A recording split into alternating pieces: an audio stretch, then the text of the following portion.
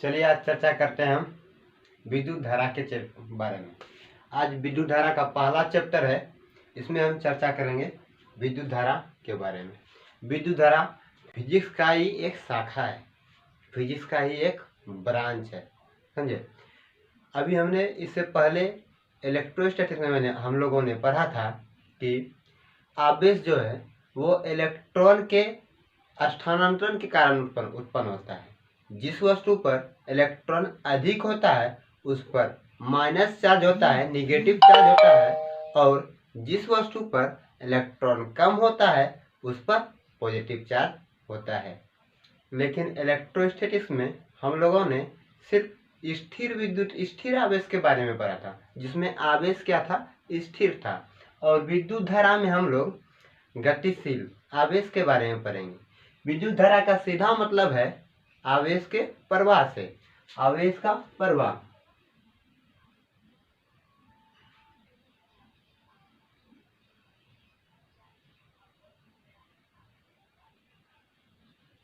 आवेश के प्रवाह से, इसमें आवेश गतिशील रहती है, गति अवस्था में रहती है।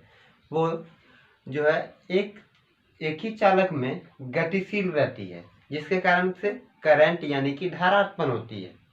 धारा क्या है, अब किसी चालक में 1 सेकेंड में 1 कूलम की धारा प्रवाहित होती है, या फिर 1 सेकेंड में जितना कूलम आवेश प्रवाहित होगा उसे हम कहते हैं क्या, विद्युत धारा कहते हैं। तो विद्युत धारा को हम क्या लिखेंगे,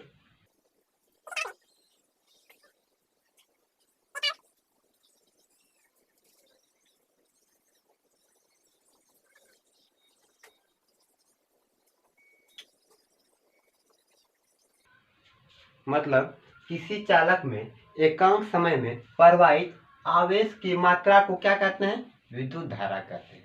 यानी कि किसी चालक में एकांक समय में प्रवाहित आवेश की मात्रा को हम लोग क्या कहते हैं, विद्युत धारा कहते हैं। विद्युत धारा, देखिए विद्युत धारा का मतलब क्या है कि मान लेते हैं एक चालक ले लेते हैं,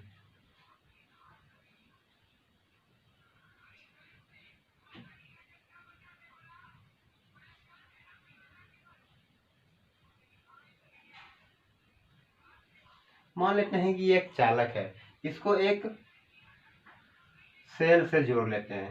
सेल का 2 भाग होता है, 2 टर्मिनल होता है, एक धनात्मक टर्मिनल होता है और एक ऋणात्मक टर्मिनल होता है। तो आवेश क्या होता है, वो ऋणात्मक होता है। और हम लोग पहले पढ़ चुके हैं कि ऋणात्मक क्या होता है, ऋणात्मक और धनात्मक में एट्रैक्शन होता है, यानी कि आकर्षण होता है।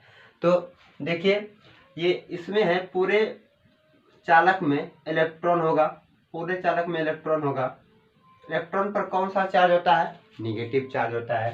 तो इलेक्ट्रॉन पे जब निगेटिव है तो ये अट्रैक्टिव किधर होगा, किधर आकर्षित होगा, पॉजिटिव की उधर, यानी कि इसके ढाल टर्मिनल की ओर इसका आकर्षण होगा। तो इलेक्ट्रॉन की दिशा किधर हो गई, किधर जाएगा, ये इलेक्ट्रॉन की दिशा हो गई, इलेक्ट्रॉन किधर गति करेगा, धन टर्मिनल की ओर गति करेगा। लेकिन करंट जो है वो इलेक्ट्रॉन के विपरीत दिशा में गति करती है, इलेक्ट्रॉन के विपरीत दिशा में गति करती है।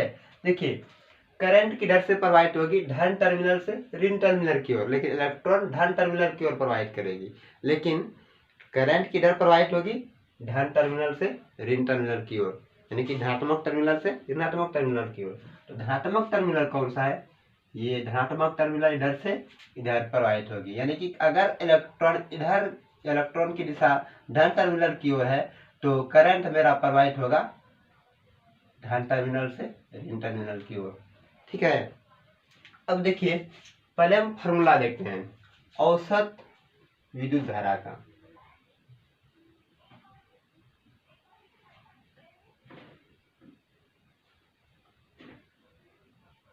औसत विद्युत धारा यानी कि आई एवरेज, आई एवरेज बराबर हम लोग लिखते हैं डेल्टा क्यू बटे डेल्टा टी। मतलब मान लेते हैं कि टी समय में क्यू आवेश प्रवाहित होती है, यानी कि टी समय में क्यू आवेश प्रवाहित होती है, यानी डेल्टा टी समय में अगर डेल्टा क्यू आवेश प्रवाहित होती है तो इकाई समय में कितना प्रवाहित होगी, इकाई समय में डेल्टा क्यू बटे डेल्टा टी। प्रवाहित होगी, डेल्टा क्यू बटे डेल्टा टी। यानी कि ये इकाई हम लोग क्या पढ़े, अभी परिभाषा हम लोग क्या पढ़े कि किसी चालक में एकांक समय में प्रवाहित आवेश के मात्रा को क्या कहते हैं, विद्युत धारा कहते हैं। तो ये जो इकाई है, ये इकाई समय में जितना इकाई समय में जो आवेश का प्रवाह होगा उसको हम लोग क्या बोलेंगे, विद्युत धारा बोलेंगे। तो इकाई समय में जो आवेश का प्रवाह कितना होता है, डेल्टा क्यू बटे डेल्टा टी। अब देखते हैं इसका मात्रक के बारे में। इसका मात्रक ऐसा है, मात्रक क्या होता है। तो हम लोग विद्युत धारा को I से सूचित करते हैं। तो I बराबर क्या होगा, यहाँ पर आवेश है तो आवेश का ऐसा है मात्रक कूलाम होता है, कूलाम होता है। अब कूलाम और समय का ऐसा है मात्रक होता है सेकेंड, सेकेंड होता है समय का एसआई मात्रक। तो यही कूलाम बटे समय को वैज्ञानिक ने अपने नाम पर एम्पियर नाम दिया, एम्पियर इसका मात्रक दिया, एम्पियर, जिसको बड़ी ए से डिनोट करते हैं। ठीक है, तो ये कूलाम जो है इसका एसआई मात्रक क्या हो गया, ये विद्युत धारा का एसआई मात्रक क्या हो गया, एम्पियर। अब देखते हैं कि विद्युत धारा का दिशा, देखते हैं किधर होगा विद्युत धारा की दिशा।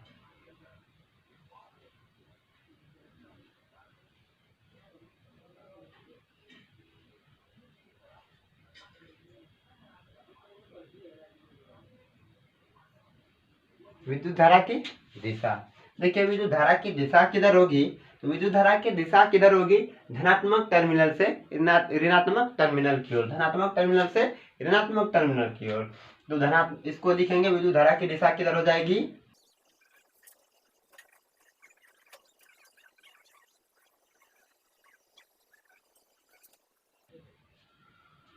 विद्युत धारा की दिशा क्या होगी, धनात्मक टर्मिनल से ऋणात्मक टर्मिनल की ओर। लेकिन विद्युत धारा का दिशा धनात्मक टर्मिनल से ऋणात्मक टर्मिनल की ओर तो होता ही है, और इलेक्ट्रॉन की दिशा के विपरीत होता है। अगर आपके बोर्ड एग्जाम में ऑब्जेक्टिव में कुछ क्वेश्चन पूछ दिया जाए कि विद्युत धारा की दिशा किधर होती है, इलेक्ट्रॉन की ओर, इलेक्ट्रॉन के विपरीत, या फिर इनमें से दोनों, या फिर किसी में नहीं, तो आपको मारना है क्या, इलेक्ट्रॉन के दिशा के विपरीत। तो इसमें लिख देते हैं हम, एक हो गया ये धनात्मक टर्मिनल से ऋणात्मक टर्मिनल की ओर, और दूसरा हो जाएगा इलेक्ट्रॉन की दिशा के विपरीत।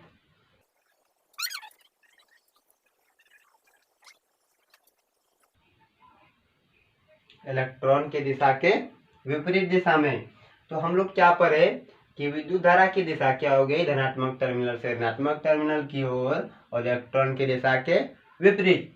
अब देखिए इस विद्युत धारा में दिशा भी है, परिमाण भी है, यानी वैल्यू भी है और डायरेक्शन भी है। तो अब हम लोग जानते हैं कि इसमें वैल्यू और डायरेक्शन दोनों होती है, तो वो क्या है, सदिश राशि है। लेकिन सदिश राशि में वैल्यू डायरेक्शन के साथ साथ वेक्टर रूल ऑफ एडिशन भी होना चाहिए, वेक्टर रूल के नियम से योग भी होना चाहिए। तो हाँ, आप देखिएगा, अभी मैं इसे बताऊंगा कि ये वेक्टर रूल ऑफ एडिशन का नियम के पालन का नहीं करती है, वेक्टर के नियम से जो योग होता है उसका पालन ये नहीं करती है। जैसे कि हम देखते हैं यहाँ पर सदिश और अदिश के बारे में जान लेते हैं कुछ। तो देखिए यहाँ पर क्या है, सदिश है और अदिश है। देखिए सदिश और अदिश में क्या है, अदिश में हम जानते हैं कि जिसमें सिर्फ परिमाण होता है उसको क्या बोलते हैं, अदिश बोलते हैं। अब अदिश में देखिए जैसे समय, समय क्या है, ये तो नहीं बोल सकते हैं ना कि समय 5 किलोमीटर से 10 किलोमीटर तक पूरब की दिशा में गई, ये तो नहीं बोल सकते हैं ना। तो समय क्या है, समय एक अदिश राशि है। समय में सिर्फ मैग्नीट्यूड होता है, ये बोलते हैं 12 बजा, ये थोड़ी ना बोलते हैं कि 12 पूरब की ओर बजा या फिर 12 पश्चिम की ओर बजा, ये तो नहीं बोलेंगे ना। जिसमें दिशा नहीं होता उसको हम अदिश बोलते हैं। तो इसमें क्या आ जाएगा, सिर्फ परिमाण, वैल्यू, ठीक है। और सदिश क्या है, सदिश में परिमाण, दिशा और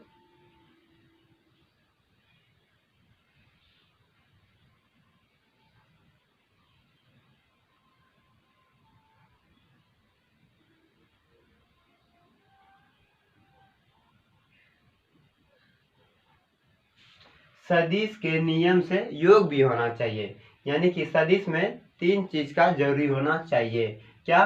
परिमाण, दूसरा दिशा, तीसरा सदिश के नियम का योग। ठीक है। अब देखिए, हम मानते हैं कि बल एक सदिश राशि है।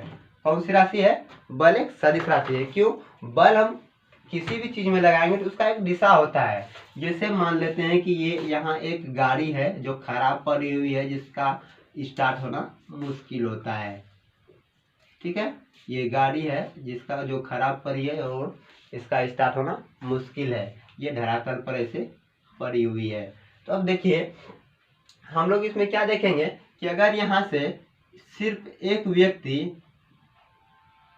5 न्यूटन का बल लगा के इस दिशा में, अगर इसको इस दिशा अपने दिशा में खींचेगी तो ये गाड़ी हो सकता है कि बाहर जाए आगे, 5 न्यूटन का बल लगा के। ठीक है, हो सकता है कि ये आगे बाहर जाए। ठीक है, लेकिन अगर एक व्यक्ति और इस दिशा में और ये भी 5 न्यूटन का बल लगाए इसके विपरीत दिशा में, तो बताइए गाड़ी बढ़ेगी? नहीं ना। तो ये वेक्टर रूल ऑफ एडिशन का पालन करती है।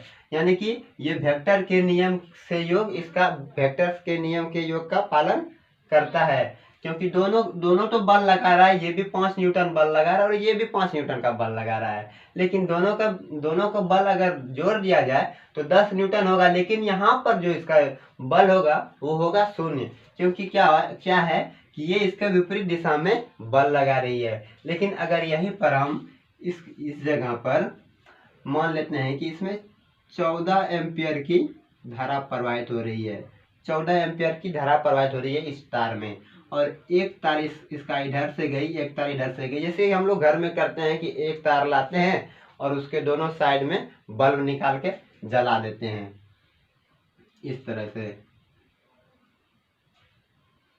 जला देते हैं। अब मान लेते हैं कि 7 एम्पियर की धारा इधर भी प्रवाहित हो रही है और इधर भी 7 एम्पियर की धारा प्रवाहित हो रही है।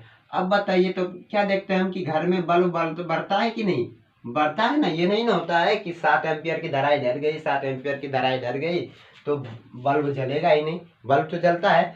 7 एम्पियर का इधर धरा गया, 7 एम्पियर का इधर गया धरा, बल्ब तो जलता है। ठीक है, तो ये वेक्टर रूल ऑफ एडिशन का पालन नहीं करती है, सदिश के नियम से योग का पालन नहीं करती है। तो इसीलिए ये कौन सी राशि है? अदिश राशि है। तो हम लोग पॉइंट बना के लिख लेंगे यहाँ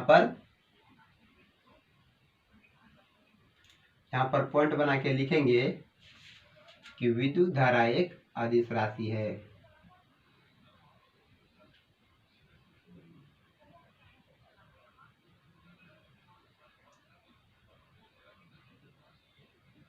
अदिश राशि है क्योंकि ये वेक्टर रूल ऑफ एडिशन का पालन यानी कि सदिश के नियम से योग का पालन नहीं करती है, इसलिए ये कौन सी राशि है?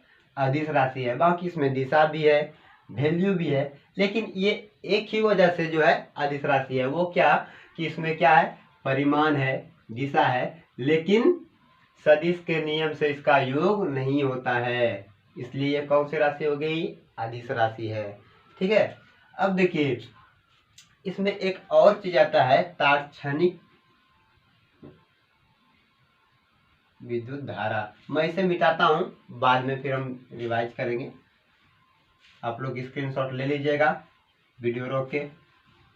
चलिए देखते हैं हम अब तात्क्षणिक विद्युत धारा के बारे में।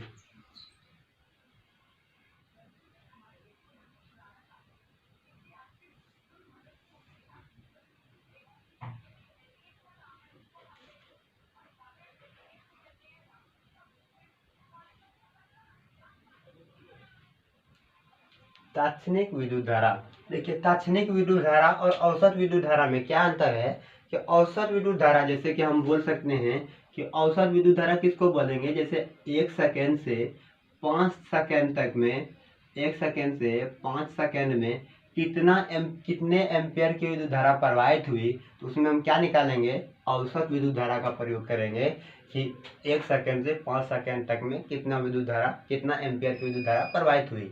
लेकिन अगर हम बोलें कि एग्जैक्ट कि 4 सेकंड में कितना विद्युत धारा प्रवाहित हुई, तो उस समय तात्क्षणिक विद्युत धारा का प्रयोग करना पड़ेगा, तात्क्षणिक विद्युत धारा निकालना पड़ेगा। तात्क्षणिक इस एग्जैक्ट 4 सेकंड में जो एम्पियर धारा प्रवाहित होगी उसको हम लोग बोलते हैं तात्क्षणिक विद्युत धारा। क्या?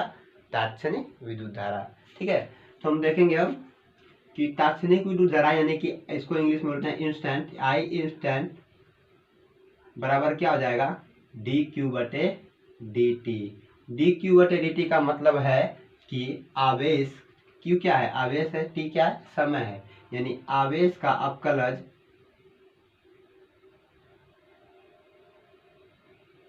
समय के सापेक्ष।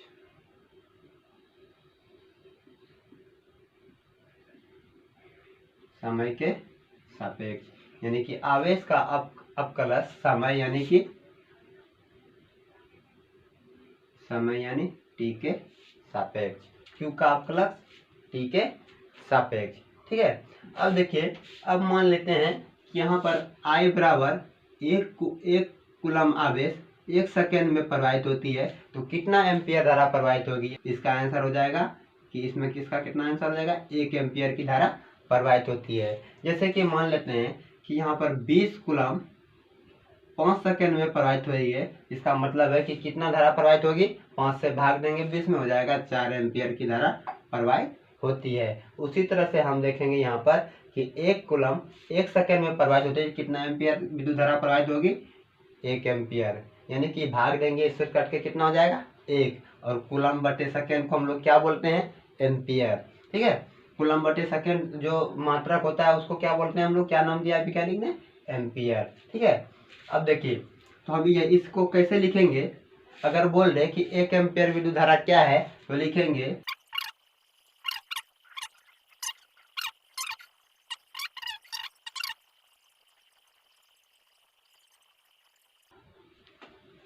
यानी कि यदि विद्युत परिपथ में 1 कूलम का आवेश 1 सेकेंड में प्रवाहित होती है, तो उस परिपथ में 1 एम्पियर की धारा प्रवाहित होगी, 1 एम्पियर की धारा प्रवाहित होगी।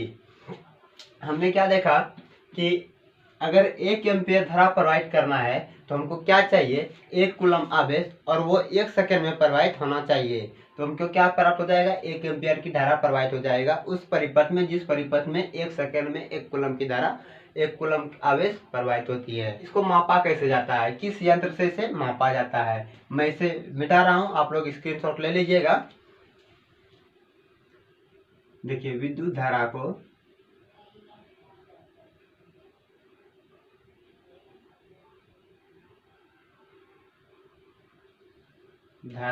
विद्युत धारा को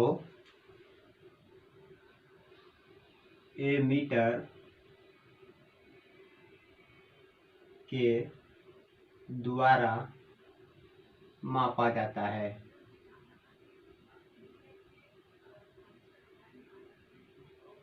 और एमीटर को कहां पर जोड़ा जाता है,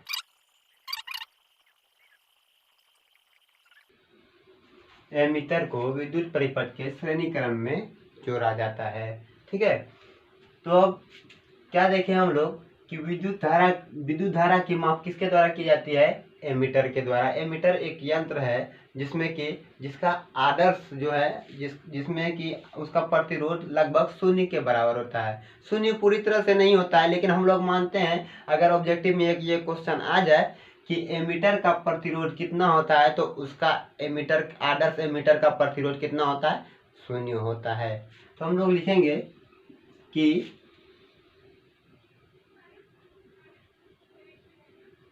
आदर्श एमीटर का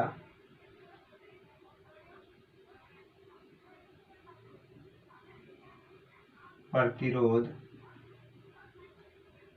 कितना होता है, 0 होता है,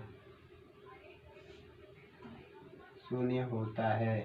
ठीक है, आदर्श एमीटर का प्रतिरोध कितना होता है, 0 होता है। ठीक है, एक बार हम फिर इसको बता देते हैं, आप लोग देखिएगा।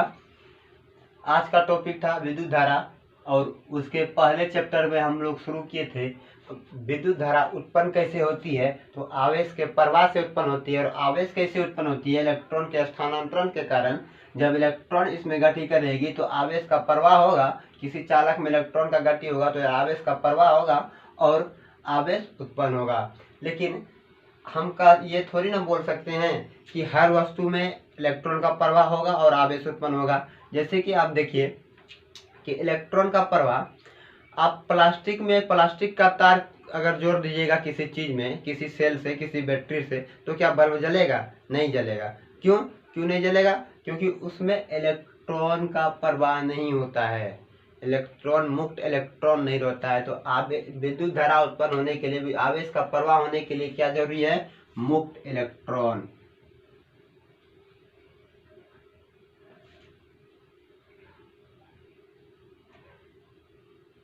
मुक्त इलेक्ट्रॉन होना चाहिए। आवेश का प्रवाह होने के लिए क्या चाहिए? मुक्त इलेक्ट्रॉन होना चाहिए, या फिर मुक्त आयन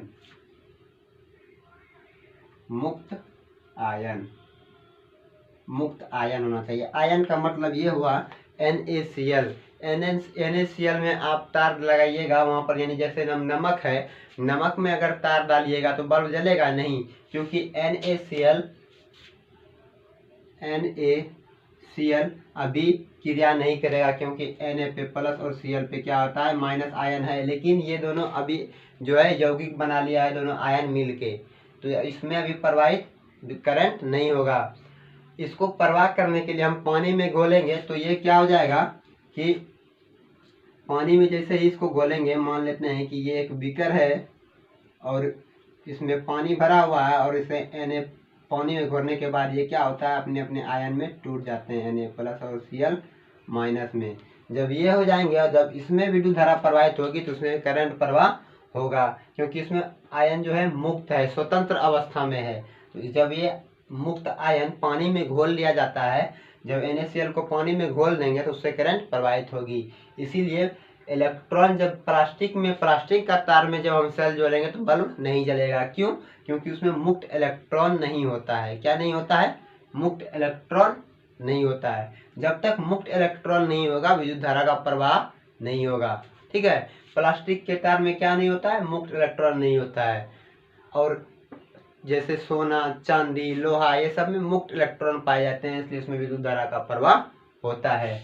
देखिए, अब एक बार फिर से देख लेते हैं, बता देंगे, उसके बाद आज का क्लास समाप्त हो जाएगा। और एक जरूरी बात यह है कि अभी लॉकडाउन लगा हुआ है, सभी अपने घर में रहें, सुरक्षित रहें। ठीक है, देखिए विद्युत धारा आज का चैप्टर था। और विद्युत धारा उत्पन्न होती है आवेश के प्रवाह से, यानी कि किसी चालक में एकांक समय में प्रवाहित आवेश की मात्रा को ही क्या बोलते हैं हम लोग? विद्युत धारा कहते हैं। यानी एक सेकेंड में या फिर अपने समय अनुसार जितना आवेश प्रवाहित होगा उसको बोलेंगे हम लोग विद्युत धारा। ठीक है, एकांक समय में जितना आवेश प्रवाहित होती है उसको क्या बोलते हैं? विद्युत धारा बोलते हैं। विद्युत